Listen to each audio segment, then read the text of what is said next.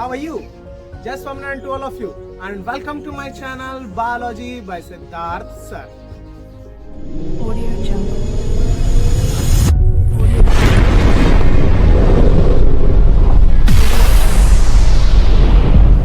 We will discuss about pollination. Then what is the meaning of pollination?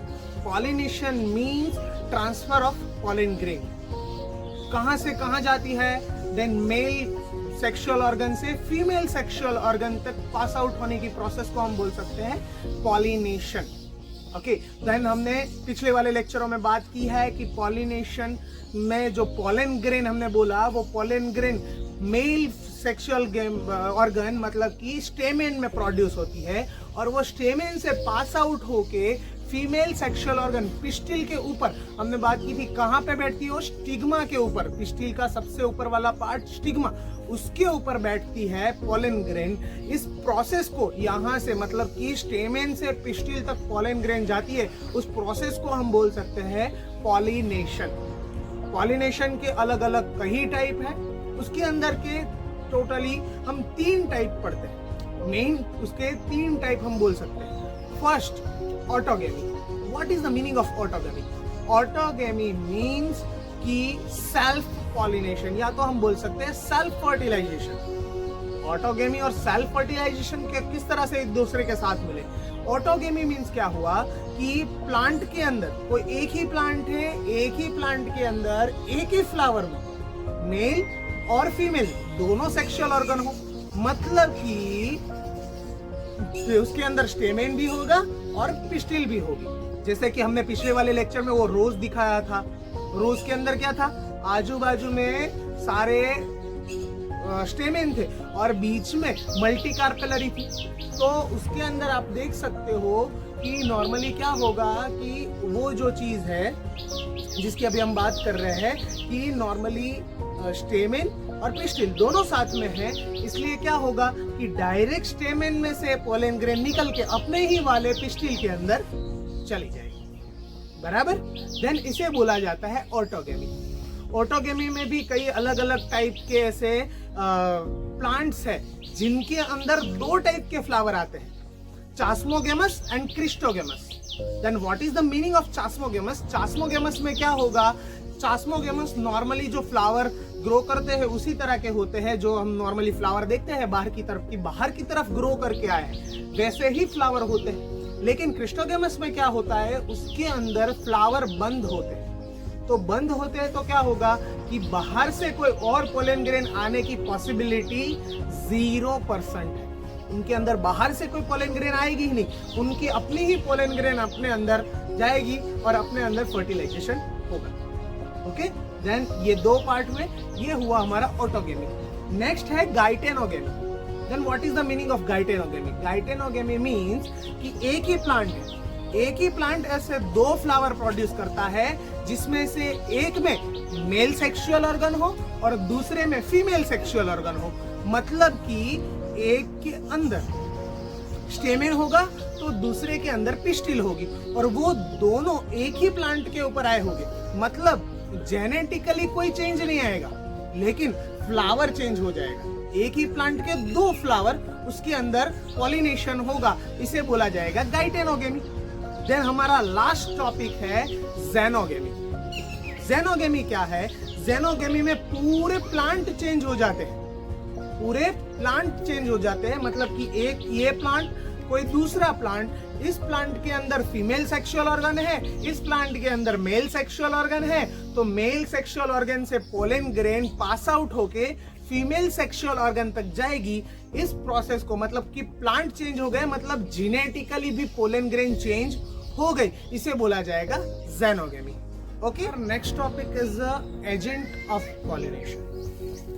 Pollination agent कौन कौन है? Then इनके अंदर भी 2 टाइप होते हैं, बायोटिक एंड अबायोटिक. नॉर्मली हम अबायोटिक की बात करें तो abiotic means WW means water and wine.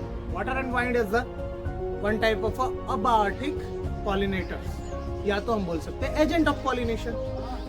Biotic की बात करें देन बायोटिक कौन है? देन बायोटिक के अंदर एनिमल्स आ सकते हैं. जिसके अंदर इंसेक्ट्स है, बटरफ्लाई है एंड एक्सेट्रा एक्सेट्रा, जिसके बारे में आप थोड़ा बहुत जानते हो, आगे हम पढ़ रहे हैं। ओके, देन नॉर्मली हमने आगे भी बात की थी, आज भी बात कर रहे हैं कि पॉलिनेशन के टाइम क्या होता है कि बहुत ही ज्यादा क्वांटिटी में पॉलन ग्रेन चाहिए, बिकॉज द रीजन कि पॉलन ग्रेन वेस्ट भी हो सकती है।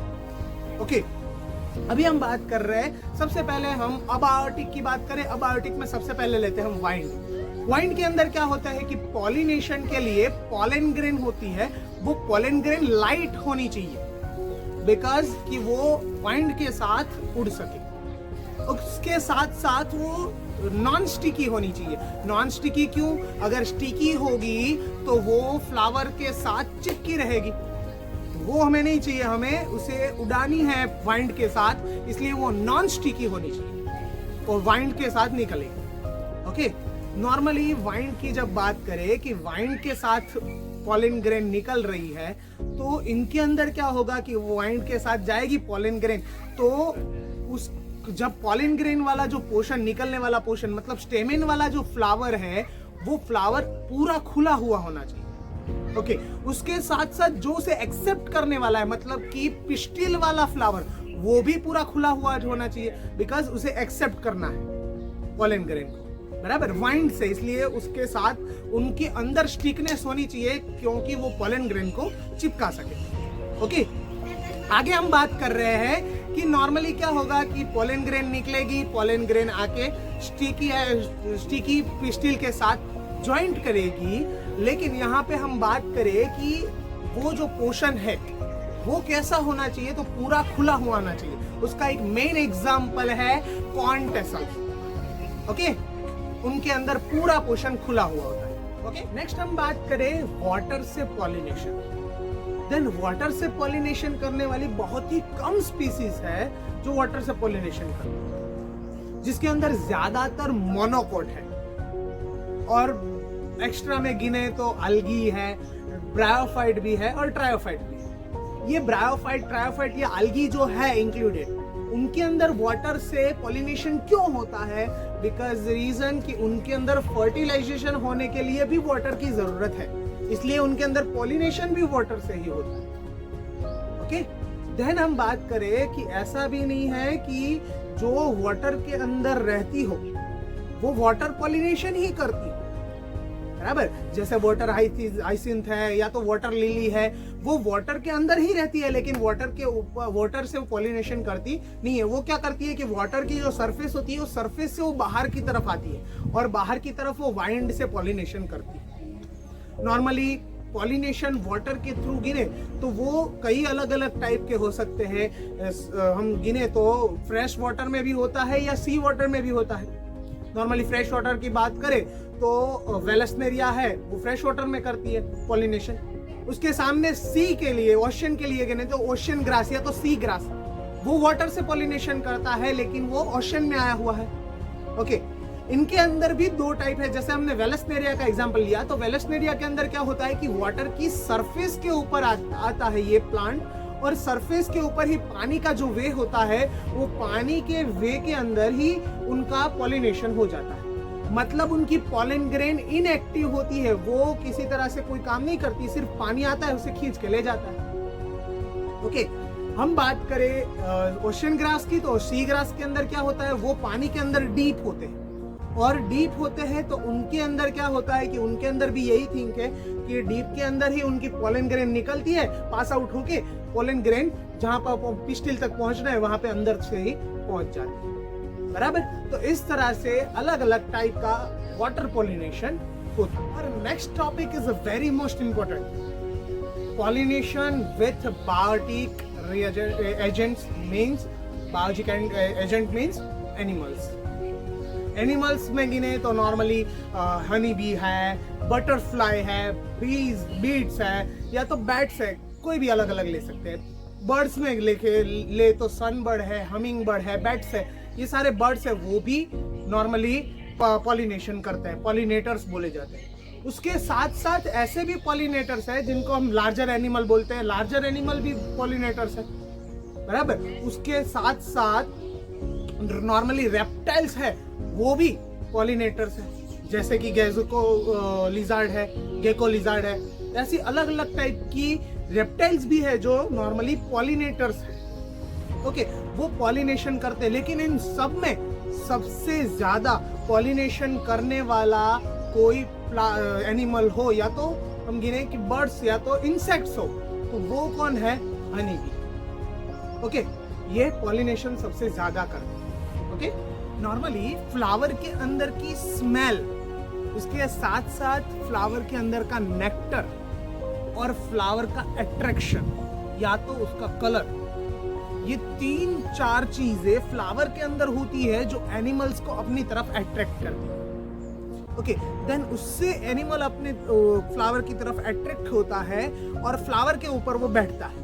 फ्लावर के ऊपर बैठने से उनके जो ऑर्गन्स होते हैं उनके ऊपर, या तो पूरे एनिमल्स के ऊपर या तो इंसेक्ट्स के ऊपर पॉलन ग्रेन चिपक जाती है। तो ये चिपक रही है, मतलब कि यहाँ की जो पॉलन ग्रेन होगी वो स्टिकी होगी। जो प्लांट के अंदर pollination with the help of biotic agent होता है, उनके अंदर पॉलन ग्रेन स्टिकी होती है, विथ म्यूकस होती है, इसलिए उनके साथ चिपक जाएगी। और जब वही एनिमल या तो वही इंसेक्ट दूसरे प्लांट के ऊपर जाके बैठेगा, तब वहां से उनके ऊपर से वो पॉलन ग्रेन निकल जाएगी। इस तरह से पॉलिनेशन होता है। देन एनिमल है, इंसेक्ट से वो हेल्प कर रहा है पॉलिनेशन में, तो सामने प्लांट भी उसे कुछ रिवार्ड में देगा। वो क्या देगा रिवार्ड में? तो उसे वो 2 चीजें देता है। एक तो पॉलन ग्रेन तो दे ही रहा है, दूसरी चीज है नेक्टर। नेक्टर प्लांट एनिमल्स को दे रहा है, इंसेक्ट्स को दे रहा है। हम जानते हैं कि हनी भी है, वो हनी किस तरह से बनाती है, यही नेक्टर उठा के अपने पास वो पूरा स्टॉक करती है, उससे हम हनी लेते हैं। देन हनी बी से हनी इसी तरह से बनता है। तो ये रिवार्ड सिस्टम है। ये कई ज्यादा अलग अलग टाइप के ऐसे प्लांट है जिनके अंदर ये प्रोसेस होती है। एक है एमॉर्फोफॉलस, जो 6 फुट का पूरा फ्लावर उनका होता है, 6 फुट की ऊंचाई पे उनका फ्लावर होता है। उनके अंदर कई अलग अलग टाइप की स्पीसीज है जो उनके अंदर अपने एग रखते हैं। क्यों? क्योंकि उनके एग प्रोटेक्टेबल हो गए, वहां पे सुरक्षित रहेंगे, और सामने उससे प्लांट को क्या हेल्पफुल होगा? तो उनका पॉलिनेशन होगा। माउथ और युक्का का एक पूरा पेड़ है जो क्या करता है, युक्का का जो प्लांट है उनके अंदर माउथ अपने एग रखता है, सामने युक्का के पॉलिनेशन के लिए माउथ उसे हेल्प करता है। और इनके अंदर क्या होता है कि एग अंदर रखता है, तो जब युक्का का डेवलपमेंट होना चालू होगा, फ्लावर का डेवलपमेंट होना चालू होगा, उससे थोड़े टाइम पहले ही ये जो माउथ्स है उनके जो उन्हें अंदर एग रखे थे उनमें से लार्व बनना चालू हो जाएगा, और उनका मतलब कि उनके इंसेक्ट्स का डेवलपमेंट हो जाएगा, सामने युक्का का डेवलपमेंट स्टार्ट होगा। तो इस तरह की पूरी एक अरेंजमेंट और कोऑर्डिनेशन बोल सकते हैं हम दोनों के बीच में ऐसा होता है कि उनसे प्रॉपरली वो प्लांट और इंसेक्ट्स दोनों एक दूसरे को हेल्पफुल होके काम करते हैं। तो ये पूरा पोर्शन हुआ agent of pollination. Okay, then इस तरह से पॉलिनेशन होता है।